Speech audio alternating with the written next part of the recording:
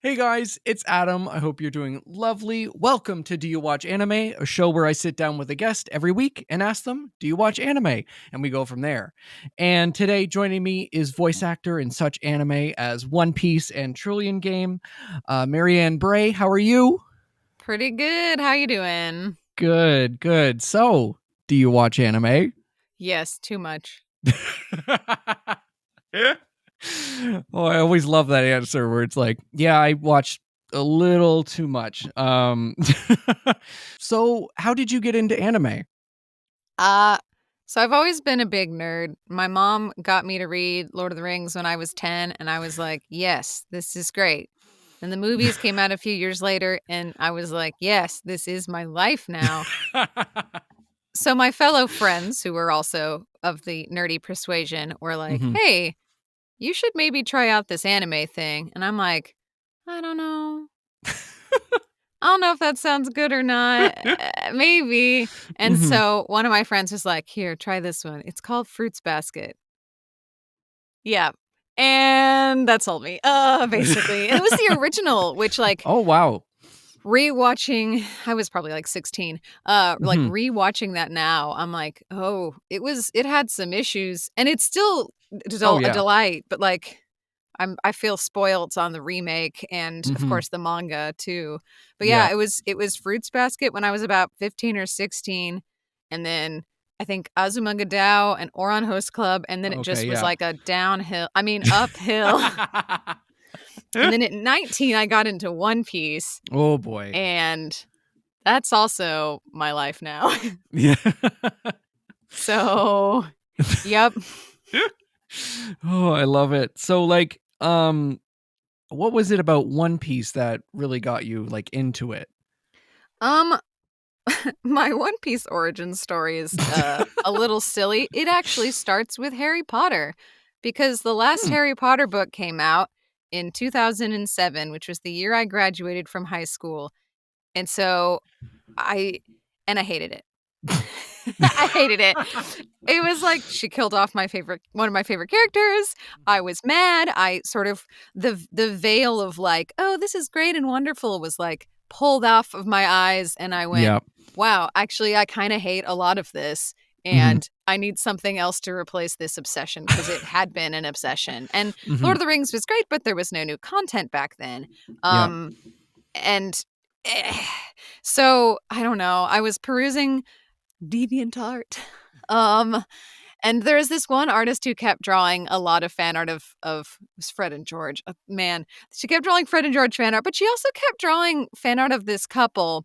Um, and I know there are no ships in One Piece, but it's okay. The only ship is friendship. But she kept drawing art of this couple of this red-haired girl and this like blonde chain smoking dude, and I was like, "What is this?" Okay, but I had seen One Piece and I was Mhm. hesitant about it because like, the art style early on is kinda weird, and especially even a little bit later on when you get to, like, Skypiea and Yeah. the body proportions are whack, Yeah. and I was just like, I don't know," but it was my 19th birthday, I was in college, I was sad and lonely and still depressed over Harry Potter, and I needed something else, and I was like, "Fine, I'll watch the first episode." And then the next day I watched 20 episodes and caught up in about 3 months. And now Oh. I'm like, yeah, okay, at the time there were only like 400 episodes out. Oh, yeah, yeah, yeah, I guess so. So that's not even that bad. Yeah, that's that yeah. I know someone who caught up in like 2.5 months when the pandemic hit. And I'm like, Jesus. "How did you do that?" She How just, the like, lived and breathed One Piece for 2.5 months, which is crazy. But, yeah, I got into it. I started cosplaying, and, like, Nami was one of the first cosplays I ever did. Um, and I've continued to cosplay her because why not? Yeah. And several other characters, and I think it's, like, it's the world building for me. Like, Mhm. I said earlier, and everyone knows this, I love Lord of the Rings too much. And, I always say Lord of the Rings is my one true love, but I'm cheating on it with One Piece. They both have such, like, excellent world building. Mhm. There's so much content, the worlds feel real. There are all these different places and peoples, and they feel fleshed out. I mean, in Tolkien's case, he started with the language, and he drew maps from that, because he was like, well, where do these languages come from? And then he was like, well, I guess I could make stories about this. And that's why it's so insane. But like with One Piece, it doesn't even matter. Like, it just, the more in depth you get, and then each new episode, each new chapter, and you see these things and you're like, oh man, he had some of these ideas like early on for sort of end game things, or either that or it's just kind of luck, and he went, actually wait, this works. But I don't know, I really enjoy it. I love all the characters, I love the humor in it, the adventure. I'm a sucker for pirate themed things, so even though they don't dress piratey enough for my personal taste, it's still, I love it. I just Mhm. oh yeah. Yeah. It is one of my, like, I have like a Robin tattoo, like, oh my God, so good. Yeah, I've had it since in my life since I was like a kid. Like, I picked up a one of the Shonen Jump magazines from like, they were like monthly, from my local grocery store. Mhm. Um and I picked it up being like, oh my God, Yugi is on the cover. I'm gonna get it because Yugi, I love Yu-Gi-Oh! And then I was like, oh, it's not just Yu-Gi-Oh! It's all of these different series. And I was like really into pirates at the time, because I was like 10. Sure. And yeah, I was like, oh, there's blood, there's smoking, what is going on? I'm allowed to read this, oh my God. And then yeah, I love the manga. And then the Four Kids came on TV. And Mm, that yeah. was legitimately the first time in my life that I went, this isn't like the book. This isn't like the Uh-huh. manga. Gosh, I'm glad I was never subjected to the Four Kids dub. Like, I've seen clips, of course, but, like, I'm glad that that was not, I mean, to be fair, when I started, the English dub was not, I watched it all in Japanese, rather than English, because there wasn't very much of the English dub, not Mhm. for kids, that was out at the time. Yeah. And since then, like, since we've been releasing batches of, like, 12 episodes at a time, I'm like, that's an easy binge watch. So I've been, probably since, like, Dressrosa or so, been watching it all in English. Actually, I'd say Punk Hazard. Yeah, I've been watching it all in English since then. Like, every new chunk, I'm like, let's rewatch this, because why not? Yeah, exactly. But yeah, I still, what they did to Sanji's voice, I I know it's not the voice actor's fault. It's probably the director or whoever was in charge of Four Kids, but good God. Well, apparently that actor doesn't even act anymore. He's like a dentist or something. Oh damn. So I've heard. And I don't know if there was any correlation between being in One Piece and everyone going, "What did you do?" Yeah. or not, but like, Yeah. yeah. Yeah. Oh my God, I love that. Yeah. But yeah, I love One Piece so much. Um Also, Fruits Basket is probably my second favorite anime of all time. It's in my top 5 for sure. Yeah. So what was it about Fruits Basket as a whole, not just like the original? Like, what was it that you were like, yes, I love this? Well, I related to it a bit because my first goal in life was to be a cat, and then there was this boy who could turn into one, and I was like, "That's cool." And the main character's like, "I want to be Year of the Cat," and I was like, "Yeah, me too. Why is that not a thing?" Um, Also, I think the time I got into it, 15, 16, was like prime, oh my god, romance shoujo bullshit was like, injected into my veins. So I think it was like the combo of like, oh, here there's this cool like fantasy element to it, Mhm. like sci-fi element to it, and then also a really cute romance. And oh man, all this trauma is just like delicious. I had an easy childhood. I was like, this is fascinating. Let me Mhm. study this. Hmm. Let me get catharsis through this. Oh my God. Yeah. I so when I first saw it, I knew nothing about it. Like, we started watching the remake from like episode 1 coming out because my partner was Mhm. like, "Oh my God." I used to watch this on TV, and I've read the manga. We got to watch it." And I was like, "Okay, I like romance, whatever." And literally every episode, I was like, "Huh? Everyone's so sad."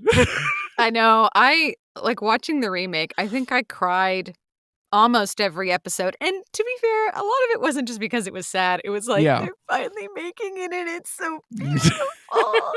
Because I had the manga too, and the Mhm. original was fine, but it didn't really get to the heart of the story. It was more like focusing on the comedy elements, and then the last couple episodes they went, bleh, Yeah, let's just do nonsense. Have you seen the original at all? I haven't. You should just watch the last 2 episodes. Yeah. Just so you Oh can get boy. mad. Oh.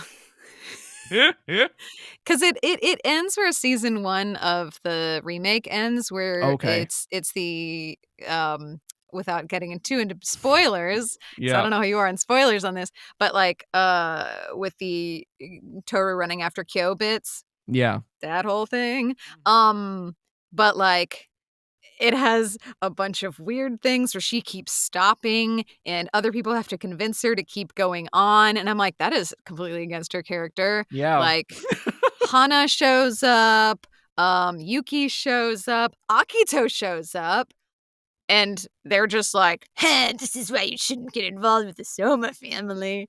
And then also, Shigure shows up and he's like, I'm sorry I put you through this, which is the most out of character That thing. is not. Oh my It's god. really bad.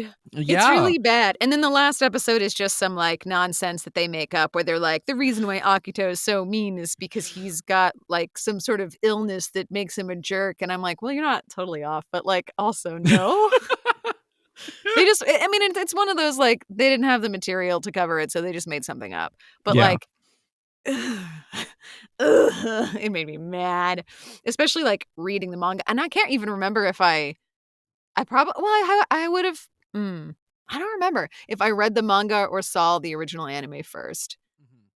I don't remember because it was so long ago. But like, gosh, but I do like I hate those last 2 episodes. They're so bad. Oh, now I want to go watch them. You should. Yeah, because you got me with the Shigure being like, I'm so sorry. No. Shigure crying at all. You're like, oh, God. no? No. No? God. That man is a bastard. Yeah. Because like season 1, I was like, I really like this guy. He's kind of funny. And then As it goes on, I'm like, oh, he's Ooh. just horrible. Yeah, he's kind of a terrible person, and he'll be the first person to tell you that. Yeah. And I'm like, oh, I don't like this guy anymore. God damn it. He's a dog in every definition of the word. Yep. I was like, you should be the rat. God damn it. Right? Yeah. I'm like, ugh. I got so mad at him. Like, anyone who like disrespected Toru, I was like, you're dead Get to out me. of my house. Yeah, Yes. get out. That's my child. Get out. She's perfect. She's precious. She Yep. is who we should all aspire to be. Maybe a little Yep. smarter, but you know, Yeah. that if everyone could take just 10% of Toru's kindness and incorporate it in their own daily lives, Absolutely. the world would be a better place. Yeah. And like the comedy as well in Fruits Basket is so good. Like, her Toru's thing with the I left the bathwater running. I die every time. Mm-hmm. The music where it's a silly bit and it's like, and I'm like, incredible. You should just watch the original because the comedy bits in that are wild and super random. Like there is a bit where like sometimes in the like the mid episode, I forget what you call that, but like the screen pause or whatever, they like, so Toru is, the rice ball in the fruits basket, right? Yeah. So they have this little rice ball mascot thing, and it just pops across the screen and it goes, sailor suit, a rice ball alien in a sailor suit. And you're like, what? What? It's funny, but it's also so random. It's super weird. And like that kind of stuff is just thrown throughout. The episode where her friends come over to the Soma estate, or not Soma estate, to Shigeru's place, Yeah. is they added all this extra fluff where they keep accidentally bumping into the guys but happen to not see them. And you're like, okay, but there's no way they wouldn't like catch on to this. Yeah. It's interesting. Oh my god. Yeah, the original Fruits Basket is a trip. Mhm. And it's, I will say, having watched, that and the new one in the dub, it Mhm. is fascinating to see like how the voice actors have like Laura Bailey, she's good in the original. Yeah. She's 10 times better in the remake. I mean, Yeah. and it makes sense because it's like 15-year difference, but Mhm. also like her voice in the remake is just that her tone is so pure and like in the original it feels like she's still kind of finding the voice in some of it, and some of the other performances are like not as good either, but like they get it. Yeah, from the original, the voice acting is better. It's weird, even from the same actors, it's better. But yeah, I do also, I remember watching Fruits Basket, and I watched it in English when I first watched it, the Mhm. original, and at one point I switched to Japanese, and I was really thrown back because I wasn't used to the higher Japanese voices, and I'm like, why does Toru sound like a little hamster? Also, I may be misremembering this, but I remember Yuki kind of sounding like a woman and being Yes. really put off by that. I don't know if he was voiced by a woman in the original or not, Mhm. but he sounded like it, or at least 16-year-old Marianne remembers that. That's 36-year-old Marianne is like, maybe that was the case. I've been wrong in the past. So, but yeah, it's a trip. Mhm. Yeah, like I I have heard that before, that his voice does sound like a woman's voice.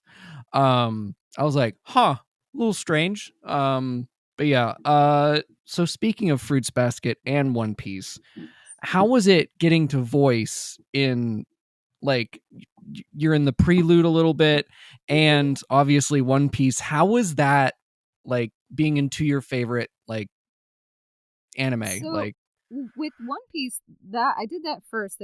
And the first time I got to record for that was actually billions and billions. It felt like of crowd scenes in Dressrosa, of just us in the Coliseum fight, just screaming, yelling for 3 hour sessions, oh my which god. was awful. Um, like I was so excited because I'm like, oh man, this is the first show I've been in that I was pretty new when I got to do that. Mhm. I think it was maybe my fourth or fifth session at Funimation, and I was just ecstatic because I'm like, this is right. So it was really exciting. The hard part was pretending like I wasn't a huge mega fan, and so like there was one bit I remember doing, and they all know now. Everyone knows that I'm a giant weeb now, but like I remember they had me do a bit where it's like Frankie is rolling around the town, and he's like, it's when he's like transformed his legs into like a little sort of mini tank thing, and he passes by this little boy, and the boy is like, oh my god, that's and I had to pretend sitting there as Mike McFarlane is directing me, and he's explaining to me that like all the girls don't give a shit about Frankie being a robot, but the boys are really into it. And I'm like, oh yeah, oh, I know. It, I didn't say any of that. They know now. Yeah. But I was geeking out hard. Now with Fruits Basket, I think Caitlin was very, very kind. Caitlin Glass, the director, and I think she Mhm. like specifically was trying to get people in to do bits in Walu for it who were fans, Oh, I because love that. maybe she wasn't, but it's kind of what it seemed like. Because Mhm. I noticed a lot of people who were huge fans were like, "Oh my god, I got to be in this!" And I thought I had missed my chance because the anime finished, and then they were like, "Actually, just kidding, we're doing the Prelude, which is the story about the parents." And I was like, "Well, great, because you left it out. I want to see that." Mhm. Um, they left out a few other small things, but that's okay. Yeah. And when I got the email saying, "Hey, she wants you to do like a bit session for Fruits Basket Prelude," I squealed so loud because like I do really love One Piece, but like Fruits Basket is the thing that got me into anime. It's also the thing that made me realize I could be a voice actor. It was the first ever convention I ever went to.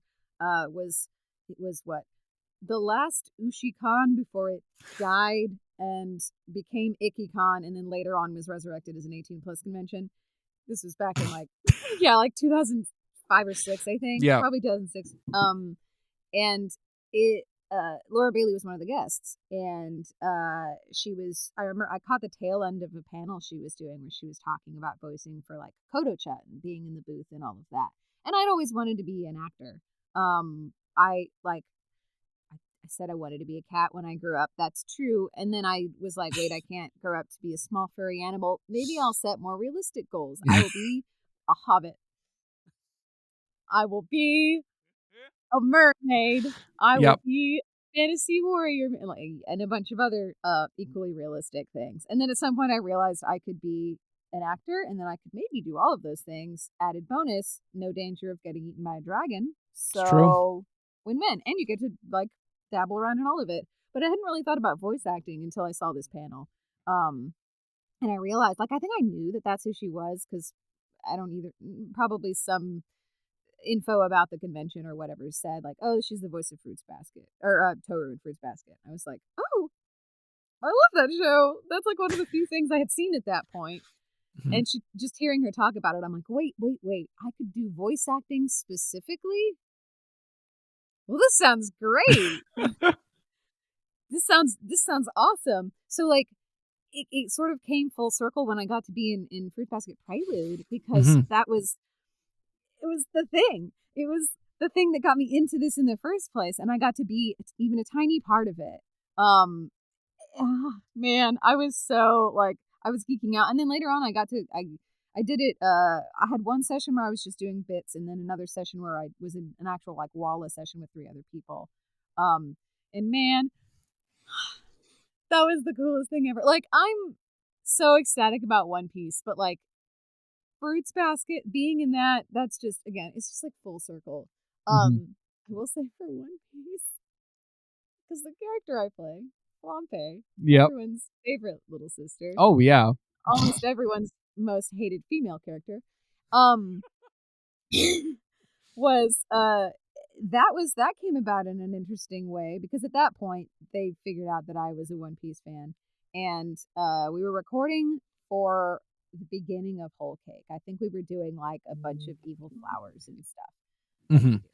And the director at the time, Anthony Bowling, was like, okay, there are so many characters to cast in this thing. We're kind of shooting the shit in between takes. And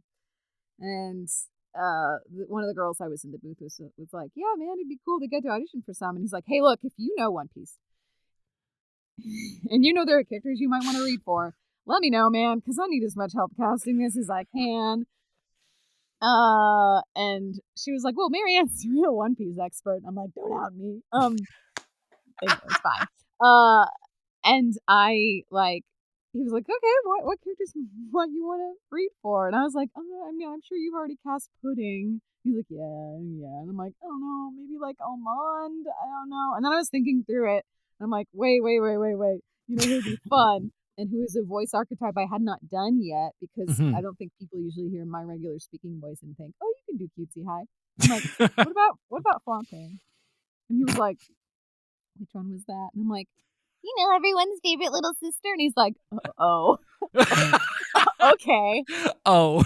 And the best part about that is that I heard that like other people did get auditions for some of the characters, like Smoothie, like I think Almond had been cast already, but like some of the other, like the sisters and things, there were no auditions for Flambe. Nobody, for some reason, there wasn't a list of people who wanted to play her. I'm not sure why not. I don't know. But it came down to it. And like I kept doing Walla and bits for it. And Anthony kept going, you're still interested in playing Almond or Flambe, right? And I was like, yeah. He's like, okay, well, I'll hold off giving you a named character yet then. I'm like, what? Like, is this actually going to happen? Like, no way. No. And then I know, like, they're getting to the point where they're dubbing that batch of episodes, and I get called in for a 2-hour session or 1.5-hour session with Mike, the one I hadn't worked with and hadn't Yeah. talked about. I mean, I had worked with him in the past, and I come in and he's like, yeah, so this character shows up and I don't know, we've already run through a lot of actors and he had your name down. So I went, you know what? Let's give it a shot. And I was like, and they had me in like a 1.5-hour session, which was way more time than we needed. We ended up finishing in like half an hour. And I think it was because they weren't sure, like, are you going to be able to get to that high pitched? Like, we got to work on the voice. But the thing is, because I'd been thinking about it for months and months and months, I was like, okay, so this is what I would do. And I had been practicing on my own. And I was like, if I get to be this delightfully high pitched, obnoxious character, like, I got to do it right. And so I was ready. And he was like, the first take I did, he was like, yeah, that works. Because he's like, let's figure out the voice print first. And I'm like, I got this. God, it was so good. It was so good. Oh And my now God. I have infiltrated a couple of anime conventions cosplaying Flambe, and nobody has known. Nobody has realized who I like that I was the voice actor too. I just go, the first one I was like super in character and was being silly and obnoxious and everyone was like, "Oh my God, you're adorable." And then later on I posted about it on like Twitter or something, and then I had joined the Discord for like Texas One Piece cosplayers. And they were like, guys, you know that Flambe who was so like cute and in character? I just found out why. She's the English voice actor. And everyone was flipping out. And I was like, yes, this is how I wanted it to go. I didn't want you to know while I was there because then I would be weird and awkward about it. But if you find out later, it's like, ha ha ha, I fooled you. Except not, because I'm also a giant One Piece fan. It was. Oh my God. It was really good. Yeah. Yeah. She needs to come back. Flambe for Straw Hat Crew. That's not gonna happen. Please. Yeah. How was it getting into that, like, kind of, because she's a little shithead. Yeah. How was it getting into that as an actor?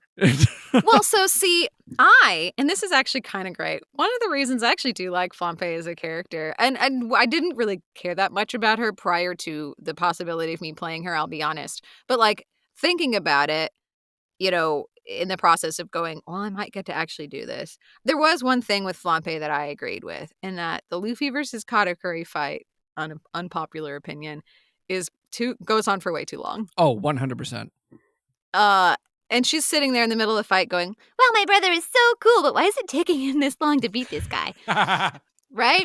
Yeah. And so to a certain degree, I actually like kind of relate with her. And I can understand, like, I mean, it's part of your job as an actor to do this, but because I'm so, like, I know the story so well, it was easy for me to identify with her because I could go, okay, so, and here's my in defense of Flambe.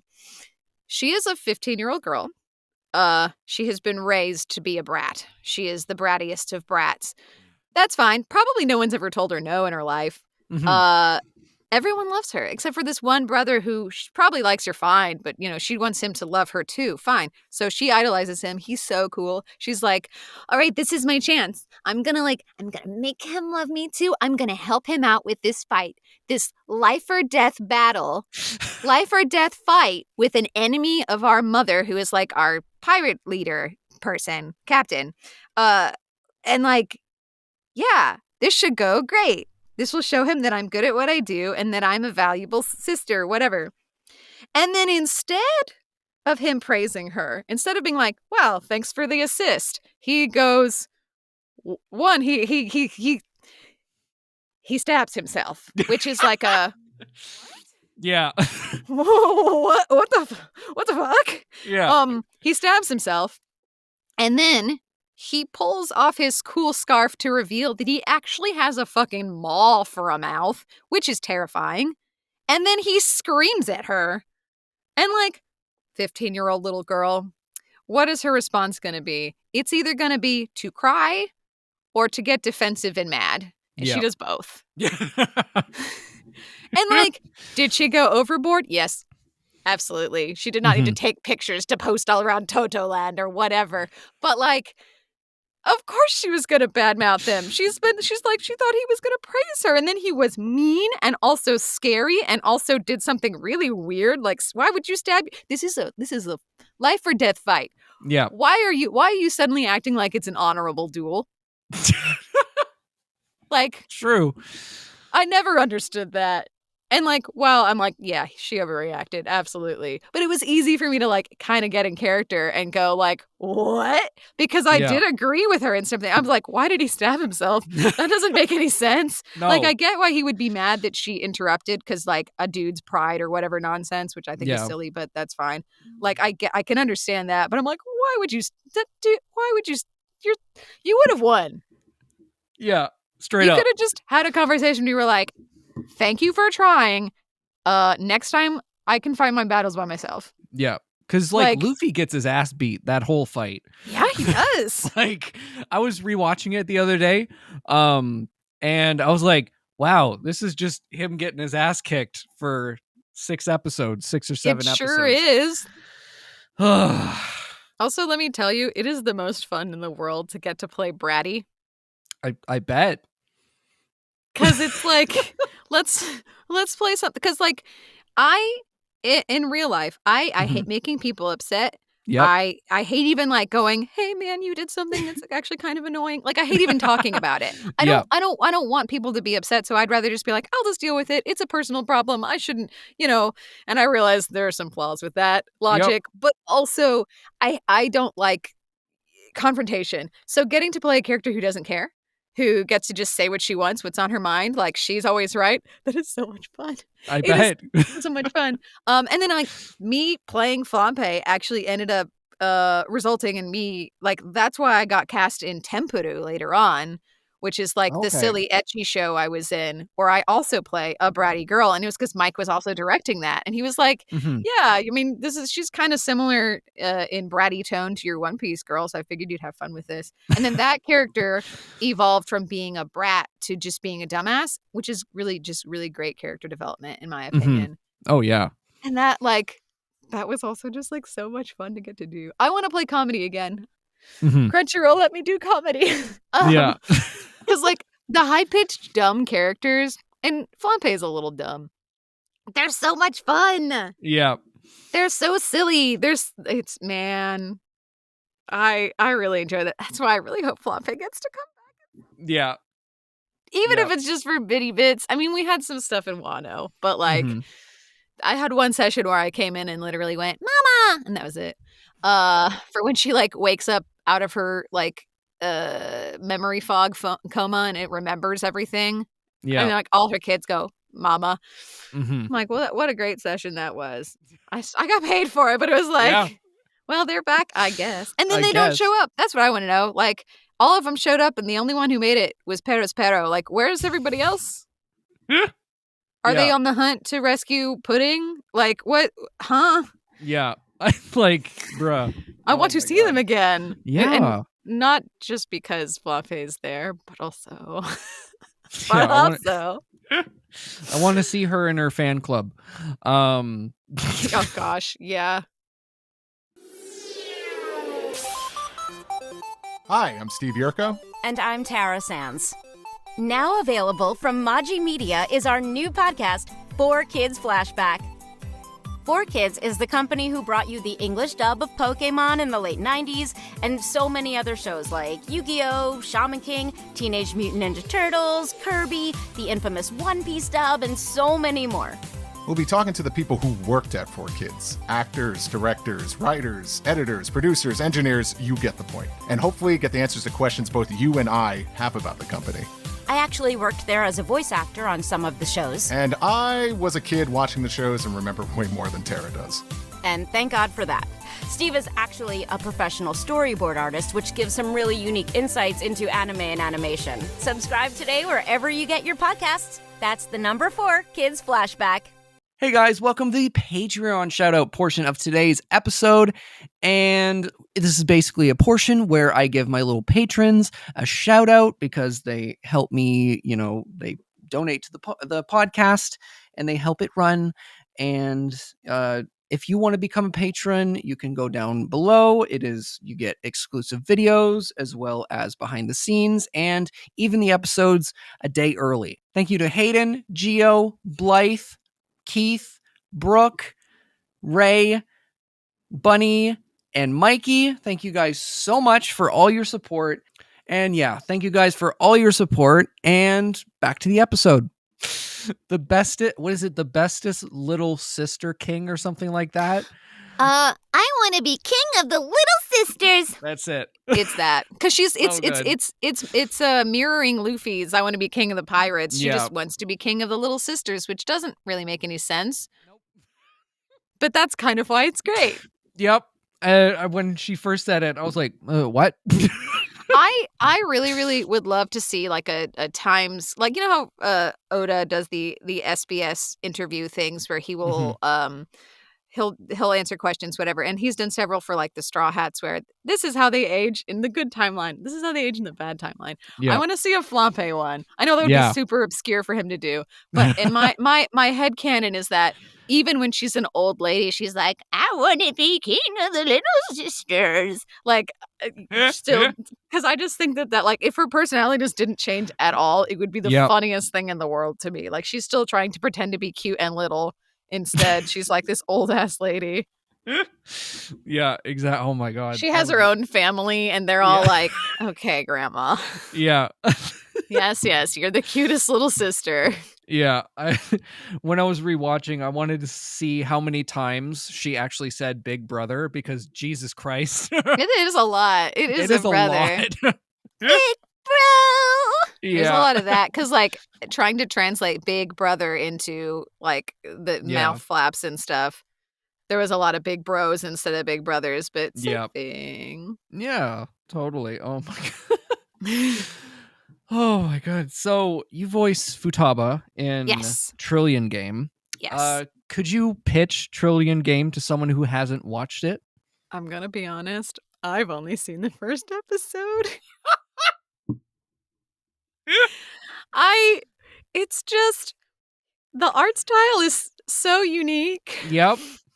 That I kind of was put off by it. I actually ended up that's- watching the first episode recently because a friend came over and she was like, I want to see some of the stuff you're in, and this one looks interesting. It's like an adult series. And I'm like, yeah, I haven't watched it yet either, so I guess we can give the first episode a go. So I don't know if I would actually be the best person to pitch Trillion Game. It's the same writer as Dr. Stone, obviously not the artist, or the women would look crazier than they do. Yeah. But so it's these two dudes building a supposedly $1 trillion business with a lot of shady shit along the way. Mhm.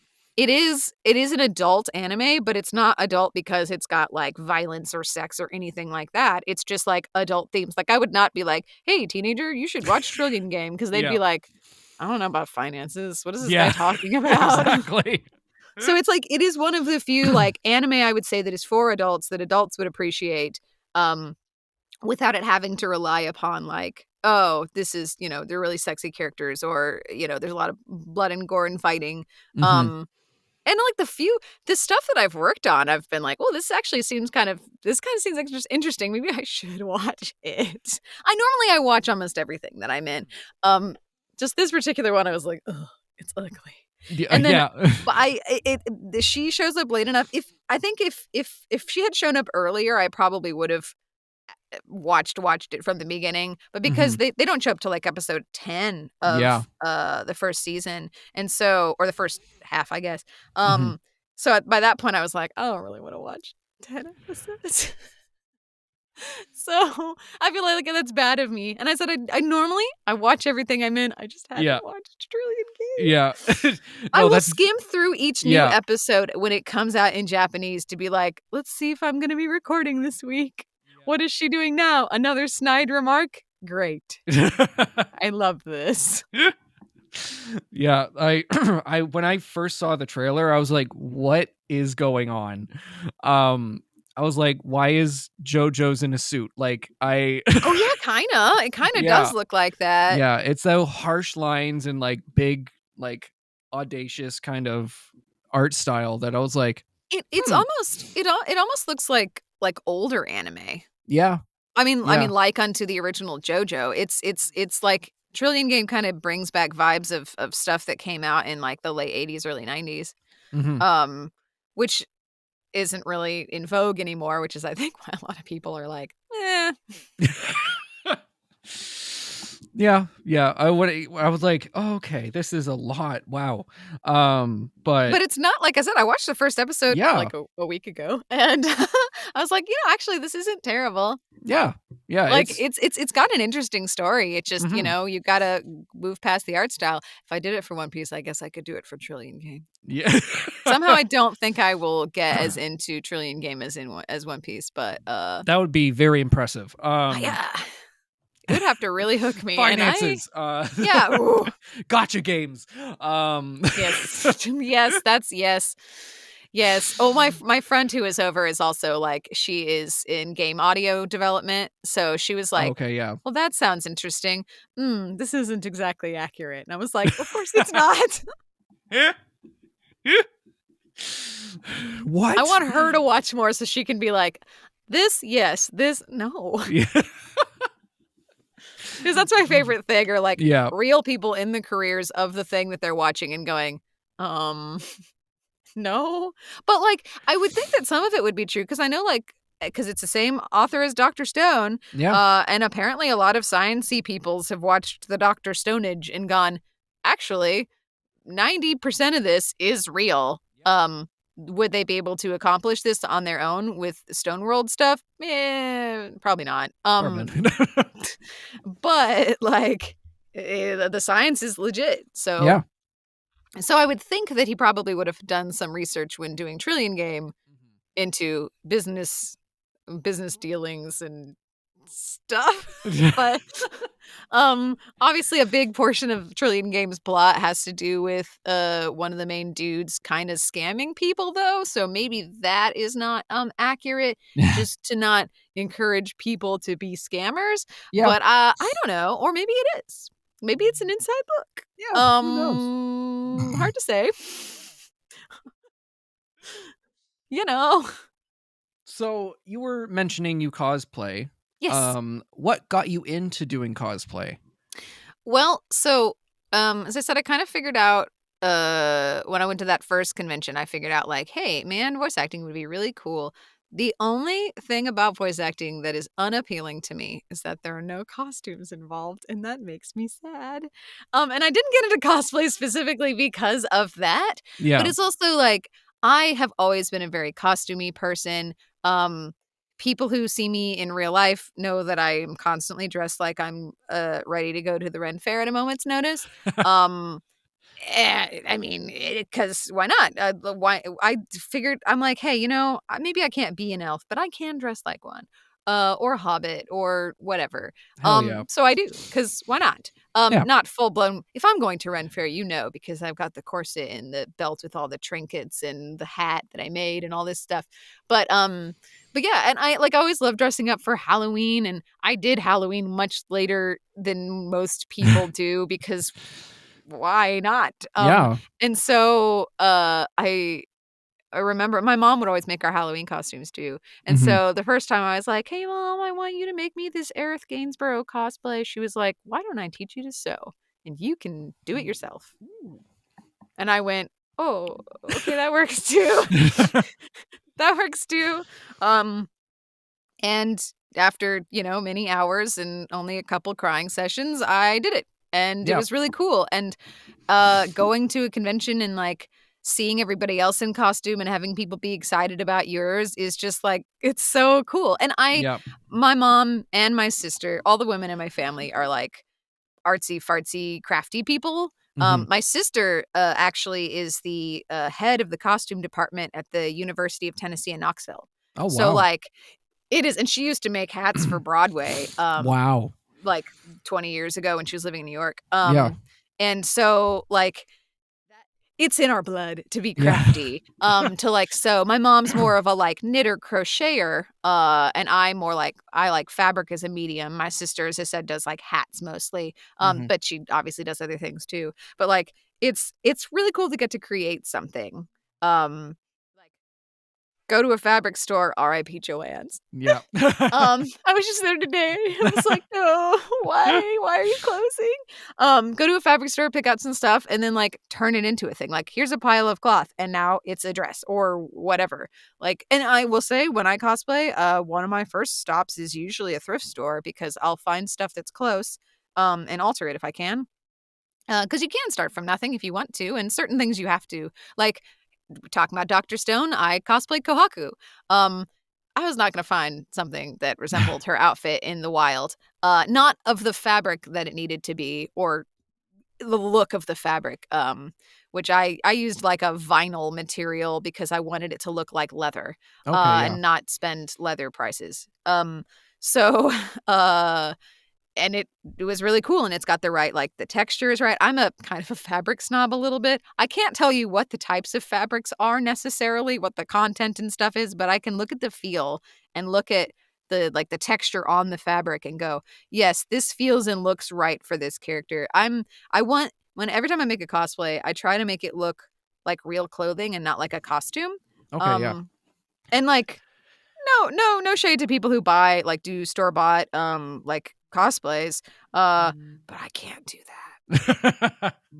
I've gotten a couple of those in the past for like uniformy type things, but I would much rather build it, and then it feels like clothing. This feels like something a character would actually wear and not like weird plastic fabric. Mhm. Also, you can make the details better. I don't know. It's fun to get to create that. That's definitely like crafting and sewing stuff is definitely like a big hobby of mine. As I said, I was in Joann's earlier today. Just scrounging and going, what can I get before I die? Though right now the prices are like everything's on sale for like 20 to 25% off, which is actually more expensive than it usually is because I usually have killer coupons, but the coupons don't work anymore. So I'm like, well, now I'm spending more, but if I don't buy it now, it's not going to be there, and then it's just going to be gone forever. Yeah. Like, I want to wait until the sales are really good, but like, then all the stuff I need is going to be gone. Like, every time I go, I've been buying Rit dye because I end up dyeing a lot of stuff for cosplays. Mhm. And just for clothes. I'll be like, I like this dress, and it used to be foresty green, and now it's faded out to very bluish color, but I can dye that back. Or, this one's cool, but wouldn't it be cooler if it had an ombre effect on the bottom? I would like this shirt better if it were like an off-white color rather than a stark white. So let's do that. So, so I have a big giant bucket full of different dyes. Mm-hmm. And I've bought a bunch of new ones now because R.I.P. Joann's. Yeah. That was long-winded. No, that's good. I also cosplay. I do the bot section because I'm not crafty at all. It scares me. That all is of fair. all of my friends are like competing and like all that fun stuff, and they're like, oh, I built this axe in last night, and I'm like, oh wow. How? See, yeah, I will say when I first started off, I did do some competitions like that Aerith cosplay that I made. I actually won with best in class for novices when I did it, but it was because it was my first ever cosplay. And because my mother taught me what to do. It's like, well, okay, she's got this little kind of jean jackety thing on. I didn't have a jean fabric, a denim, but I put interfacing in it and did all the like top stitching details that you would have for a jean jacket because that's what it's supposed to look like. Like, obviously that's what it's supposed to look like. So that's what I did. And they were like, the judges were all impressed. They were like, this is your first cosplay? I'm like, yeah. And they're like, you did all this detail? And I was like, well, yeah, that's what it's supposed to look like, right? And they're like, I mean, yes, but dang. And then I got a big head though, because it was like first cosplay, and then I tried to do more and more like competitions, and I got burnt out on that really fast because I like sewing, but I'm also impatient, and I don't tend to do super overly complicated cosplays, and I feel like especially now the competition has gotten so fierce, especially with like armor builds and like the layers upon layers of like petticoats or people making freaking suits, which I did once for a friend and I will never do again. way too complicated. Suits Yeah. are, I understand why they're expensive now. Yeah. There's so much detail work that goes into those that I'm like, no, I'm lazy. Yeah. That's too much. But it was I think the only other cosplay. Oh, I won 2 other cosplay contests. One was at a really tiny shitty con in Austin, called Anime Overload, that has since changed its name to something else, probably to get away from that name. The first year was really bad. It was held in this it was sort of a convention center. It was one of those ones where you're driving down the highway and you see, maybe not if you're not in Texas, I don't know. There's a big sign that'll just say gun show. It was held in a thing like that. Oh, And it was good. half of it was a Mexican market and the other half was this just big empty space that they put up sectional things. And I don't know what was going on. All I know is it was July 4th weekend and it didn't feel like the AC was on. And we, at the time, were all cosplaying Axis Yeah. Powers Italia, which is a bunch of military suits. Yep. Oh, no. And we weren't gonna do the cosplay competition because we were like, well, a lot of these are sort of thrown together. Like, I Mhm. didn't make most of this. I made my friend and I were Austria and Hungary, and I had made Hungary's apron and was wearing clothes from my closet and had done some alterations on other people's stuff. But I was like, well, this isn't enough crafting to have entered it. But the people running the thing were like, no, we just need anybody, please. And they're like, if you have a skit, that's great because we only had one other person sign up. And I was like, oh, I mean, we could come up with something. So we did this little dumb skit that was we danced, made up a little stupid thing to the opening song. Yeah. And we threw together, we had no Italy cosplay. We went to a thrift store and grabbed some stuff to make my friend an Italy cosplay. It was just some slacks, an oversized blue shirt, and a belt. And it's Wow. good enough. This is fine. And we did it and we won Best in Show because there were maybe 15 competitors. And so it was, and we had made some of our stuff. It was bad. And then that got us tickets to another deceased anime convention called YuleCon, which was a Christmas themed convention in Fort Worth, which I'm sad doesn't exist anymore because it was a cute theme, and everyone would Christmasify their cosplays. Mhm. And so one of the years, it turned me on to that convention, which I thought was cute. And so one of the years I went, I did a cosplay of Ceres Victoria from Helsing Ultimate specifically.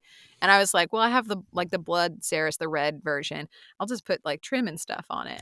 And I made myself because her gun is the Harkonnen cannon.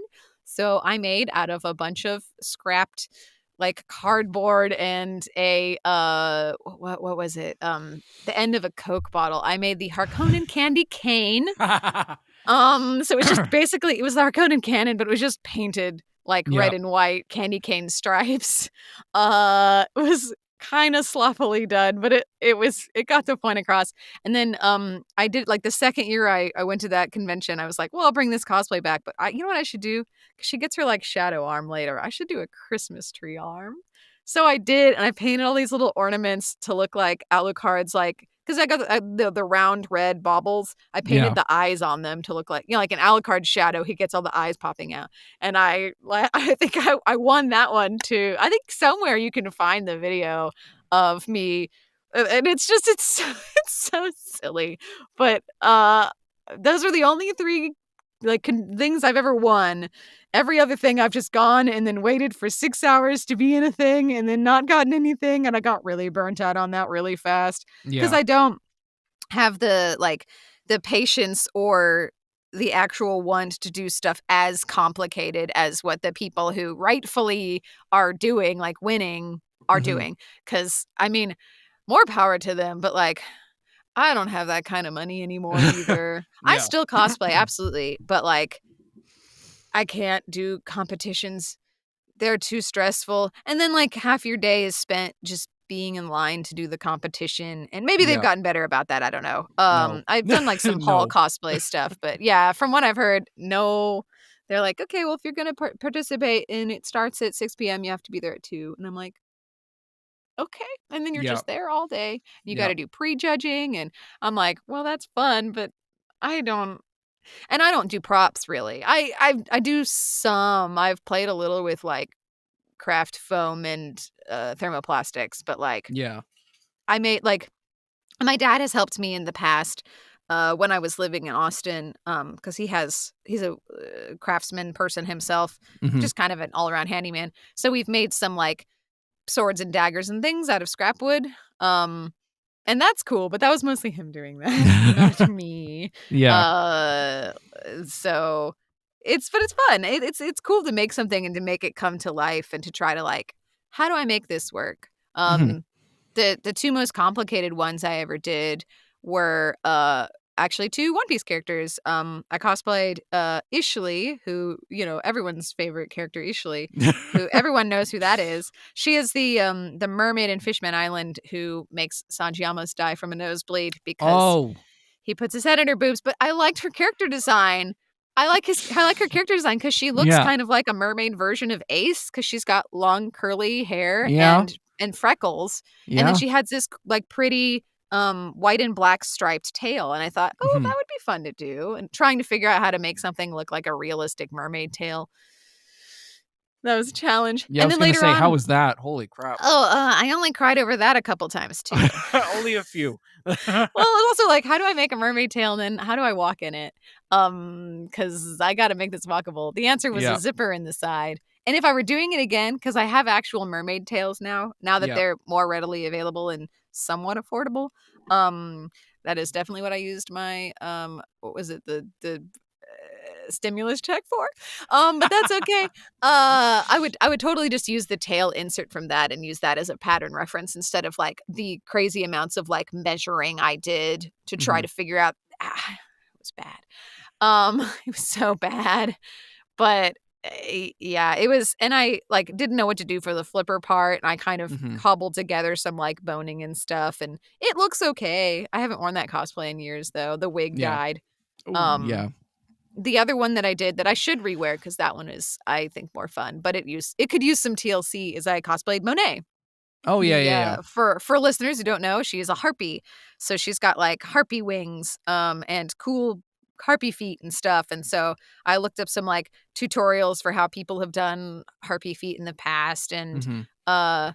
kind of just made up a pattern for wing arms that were like kind of like, they basically were like kimono sleeves. Okay, And then yeah. I just, me being extra, I bought a bunch of feathers off of eBay and glued a bunch of feathers on it rather than making a bunch of fake ones. I did Oh make my some God. giant fake ones for the pin feathers because Mhm. those are huge and you can't find feathers that are, 3 feet long Yeah. and look like pin feathers instead of, peacock feathers, say. But gosh, and that costume sheds every time I wear it, but I it looks really cool. It's so cool.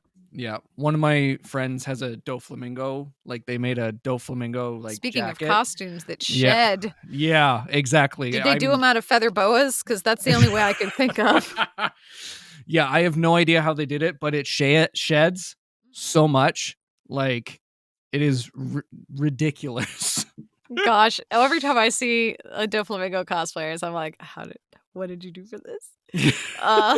Some people just give up and are like, you know what, I'm making it out of pink fur. And I'm like, that's Yeah. legit. Because it looks Yeah. like it's made out of feathers, but man, what are you going to do? Like knit some pink feather boas together? Like, Yeah. no, man. That could work, but I feel like it wouldn't texturally look right. Yeah. And see, I would be nitpicky about that, where I'm like, well, no, but now that you have the knit pattern on it, and he doesn't have the knit pattern, so that's wrong. So for me, I'd be like, this is not acceptable for me. I see somebody else, and I'm like, what a cool idea. But if I'm doing it for myself, I'm like, no, that's not good enough. Yeah. Tell me you're a cosplayer when, my God, the amount of friends I have who are like, but it's not like accurate. And I was like, no one's going to notice your shoes are different. I mean, and that's always what it is. It's always the shoes because it's so hard to find accurate cosplay shoes. Like one of the times I did actually buy a thing is I cosplayed Kirigiri from Danganronpa and I managed to put together the rest of the costume. I found a purple leather jacket on eBay, which I just like made a little bit shorter and like took out some belt loops that didn't need to be there. And like I found all the other elements, but I could not find knee-high purple shoes that looked right. So I just bought the actual cosplay shoes. And let me tell you, those things suck. They're like, you feel like you're wearing paper.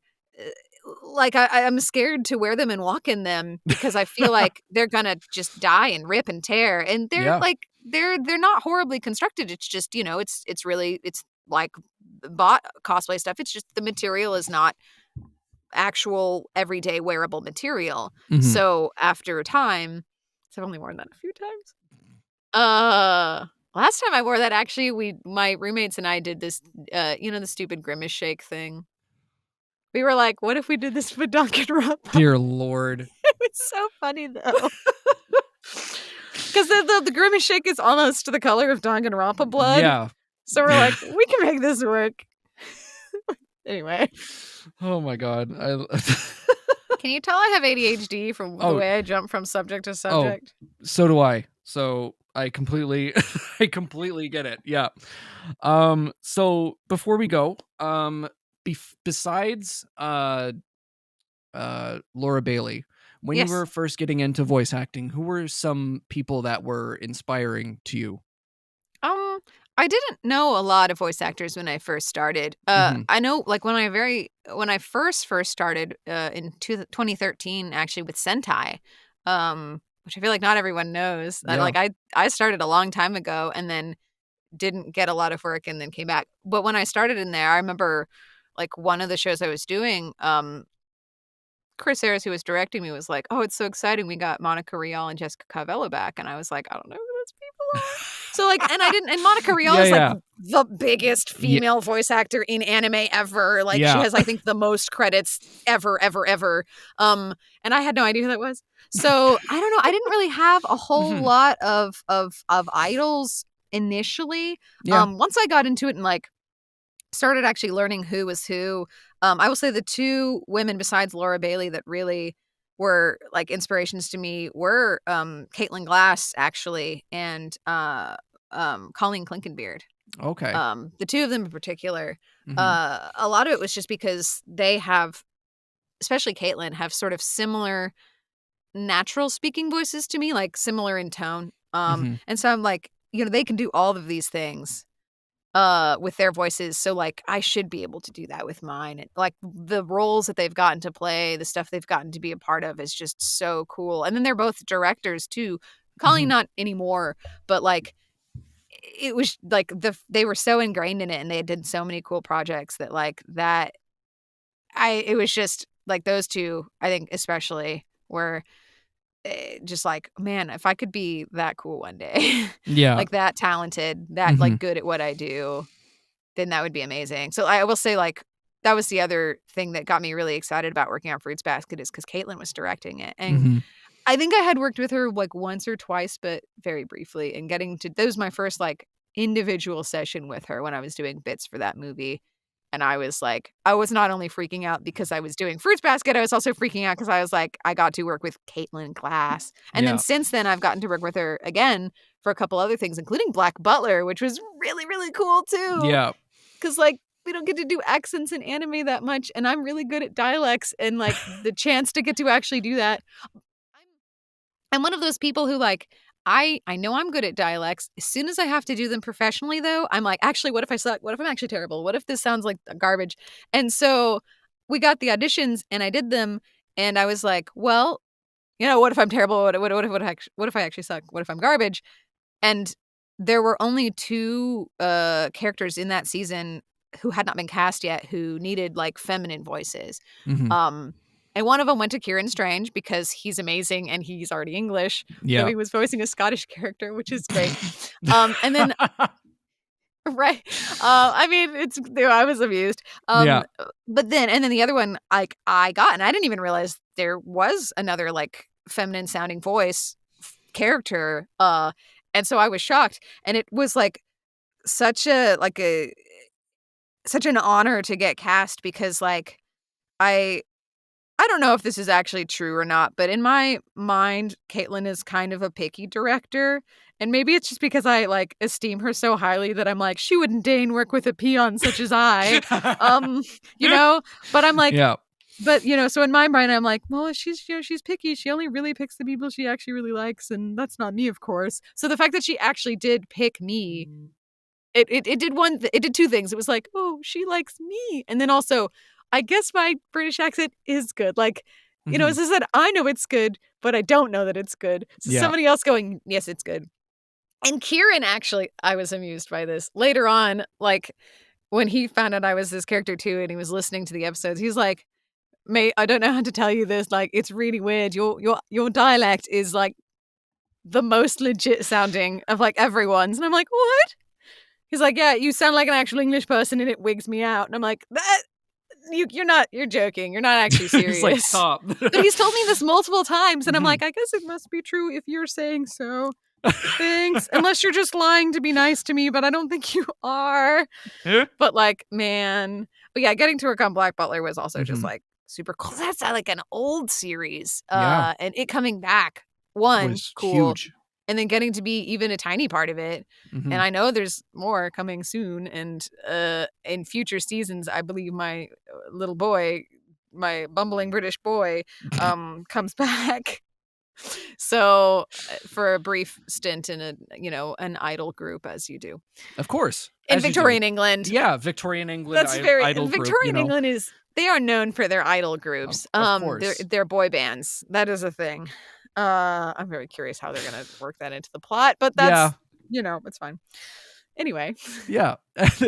And finally, before we go, what's the hardest lesson you've learned through becoming a voice actor? Don't expect anything.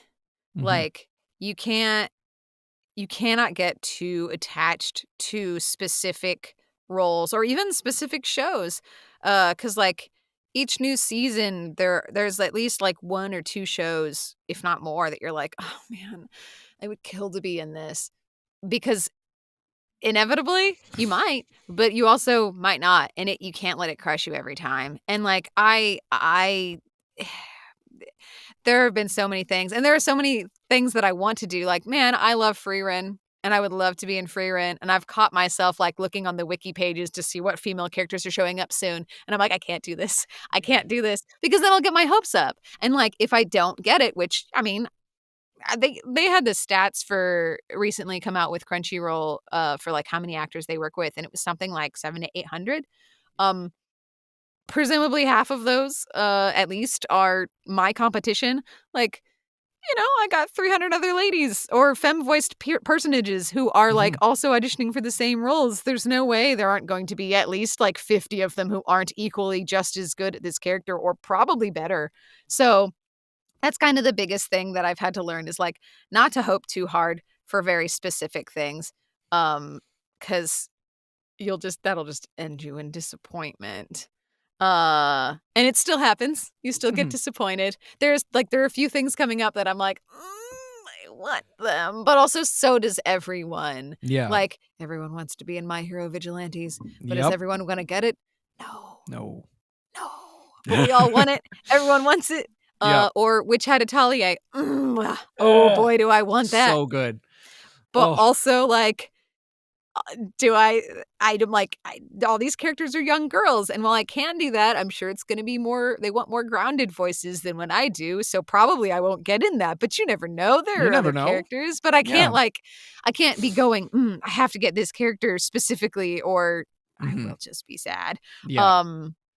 Because I've definitely been bummed out about stuff in the past, and I'm like, I can't do that. I can't do that to myself. I have to just go, well, it's fine. I wanted to audition for this character from Dr. Stone, but they just cast her instead, and it's okay. I'll be fine. Like, you gotta move past it.